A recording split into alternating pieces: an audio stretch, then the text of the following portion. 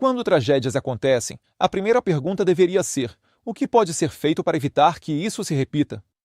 Mas, no Brasil, quase sempre a discussão vira disputa política. E foi exatamente isso que vimos agora envolvendo o presidente Lula e o governador de Minas Gerais, Romeu Zema. Após os temporais que deixaram dezenas de mortos na zona da Mata Mineira, Lula afirmou que os deslizamentos são resultado de um descaso histórico. Mais do que isso, trouxe à tona a informação de que Minas teria deixado de apresentar projetos para acessar 3,5 bilhões de reais destinados pelo governo federal para obras de contenção de encostas e macrodrenagem. É uma declaração forte. Porque quando se fala em recursos já disponíveis e projetos que não teriam sido apresentados, a discussão deixa de ser apenas climática e passa a ser administrativa e política. Mas vamos com calma. Em momentos como esse, é preciso separar dor, responsabilidade técnica e disputa eleitoral. E é exatamente isso que vamos fazer aqui. Se você acredita que responsabilidade pública não pode ser ignorada, seja em Brasília ou nos estados, já deixa o seu like. Esse debate precisa ser feito com maturidade. Durante a 6ª Conferência Nacional das Cidades, em Brasília, o presidente Lula fez questão de transformar a tragédia em Minas Gerais em um debate público sobre responsabilidade administrativa. Ao lado do ministro das Cidades, Jader Filho, Lula questionou quantos projetos o governo mineiro teria apresentado para acessar os 3,5 bilhões de reais destinados pelo novo PAC para obras de contenção de encostas e macrodrenagem. A resposta do ministro foi direta: até agora nenhum. A partir daí, o presidente classificou a situação como resultado de um descaso histórico. É uma fala pesada. Porque quando um presidente afirma publicamente que um Estado não apresentou projetos para utilizar recursos destinados à prevenção de desastres, ele está atribuindo, ainda que indiretamente, responsabilidade política pela falta de ação preventiva. Agora, precisamos analisar isso com frieza. Existe uma diferença entre recurso autorizado e recurso efetivamente contratado. Em políticas públicas, a União pode prever valores, mas a execução depende da apresentação de projetos técnicos, licitação e cumprimento de exigências burocráticas. A pergunta central é: houve de fato omissão do Estado ou estamos diante de um processo administrativo ainda em curso? Politicamente, a fala de Lula tem peso estratégico. Romeu Zema é um governador identificado com a direita, com discurso de gestão eficiente e responsabilidade fiscal. Quando o presidente coloca em dúvida a atuação do governo mineiro em um momento de tragédia, ele atinge não apenas a gestão atual, mas também a imagem de competência administrativa. Na minha avaliação, a declaração cumpre dois papéis: reforça a narrativa federal de que recursos foram disponibilizados e transfere para o Estado o ônus da execução. Mas também abre um debate legítimo sobre eficiência, prioridades e coordenação entre União e Estados. A pergunta que fica é simples: onde está a falha? Na liberação, na burocracia ou na execução? Antes de qualquer disputa narrativa, existe um dado incontornável: mais de 60 pessoas morreram. Famílias perderam casas, histórias foram interrompidas, bombeiros estão há dias procurando desaparecidos sob escombros. Esse é o centro da questão. E é justamente por isso que o debate sobre responsabilidade se torna tão delicado. Desastres naturais do Brasil, infelizmente, não são novidade.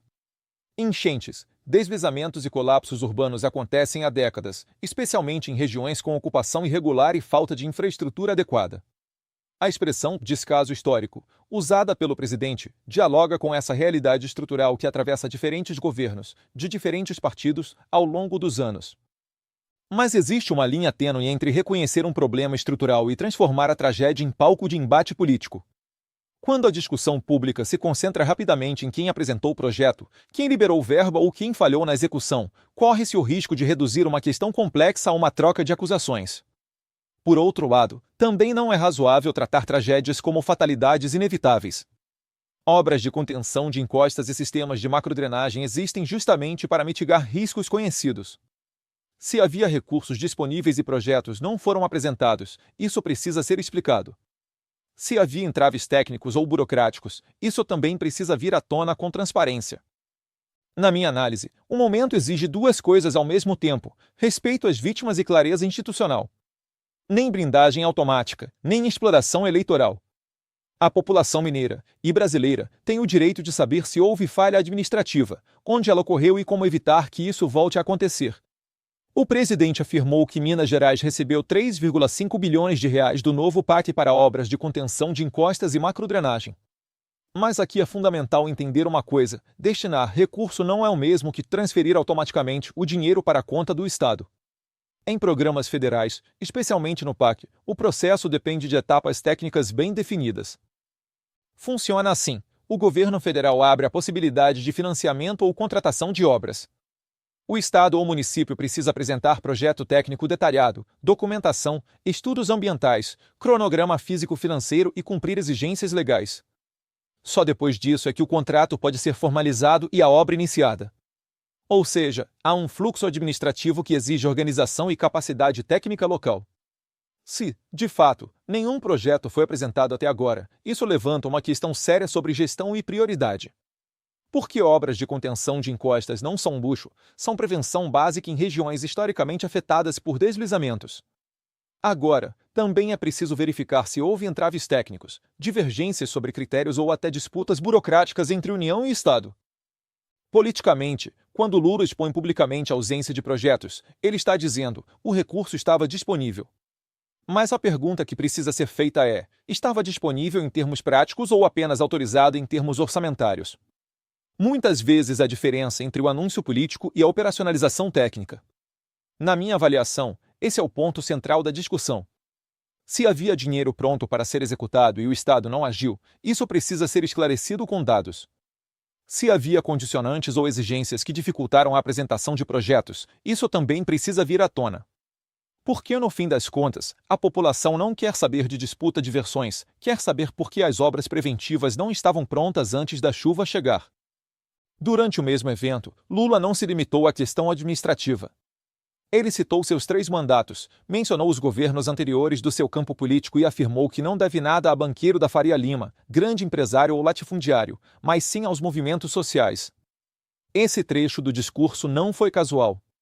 Ele insere a fala sobre Minas dentro de um contexto mais amplo de disputa ideológica. Quando um presidente fala em descaso histórico e, na sequência, reforça sua identidade política e seu vínculo com movimentos sociais, ele está comunicando algo além da gestão. Está enviando uma mensagem eleitoral. Não necessariamente uma campanha formal, mas um posicionamento claro de campo político, especialmente em um momento em que governadores e lideranças estaduais já começam a ser vistos como possíveis atores no cenário nacional. Além disso, Lula afirmou que a população precisa analisar melhor em quem vota e não permitir que alguém que vai destruir aquilo que foi construído chegue à presidência. Esse tipo de frase amplia o alcance da crítica.